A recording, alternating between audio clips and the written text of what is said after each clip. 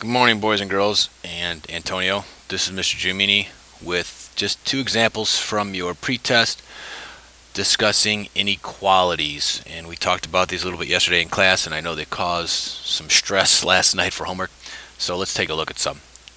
So again, these are just examples from your pretest. So you actually should have this pretest with you. You have access to it, so you can easily take a look at it as I go through it with you. So looking at number one. I'm going to rewrite number one down here so I can see it a little easier. So it says 3 and 2/10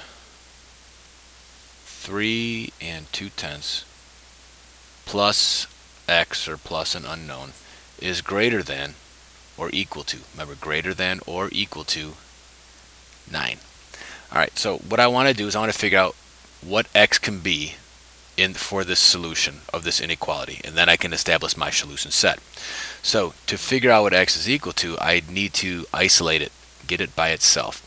Now remember, an algebraic inequality is very much like an algebraic equation. I want to do whatever I do to one side, I do to the other. So this is 3 and 2/10. I want to get rid of that 3 and 2/10 and put it over here.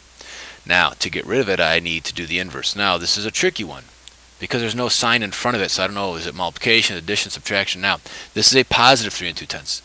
To get rid of any positive number, I just gonna combine it with its negative, or its opposite. So I could just add negative 3 and 2/10 to it. That'll essentially just cancel each other out. So I'm just left with x over here. Now, because I subtracted from this side, essentially I just subtracted it, I'm going to subtract from this side as well. Okay, so I have 0, well, can't take that, so I have to cross this out, make this an 8. 10 minus 2 is 8. Bring down my decimal point. 8 minus 3 is 5. So x is not equal to 5 and 8/10. Remember, x is greater than or equal to 5 and 8/10. Now remember what that equal to means. That means 5 and 8/10 is also included in the solution set. So if I come up here, and I'll just write this, x is greater than or equal to 5 and 8/10. So I have my number line here. I may put 5 and 8/10 here. I'll put 5 and 9/10 here. I'll put 5 and 7/10 here. Now, first thing I notice, it says greater than or equal to.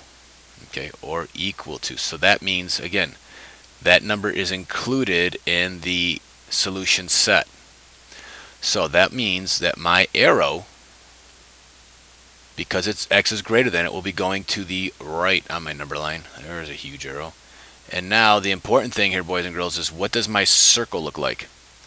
Okay, remember, it's greater than or equal to. So that means 5 and 8/10 would also make that statement true, that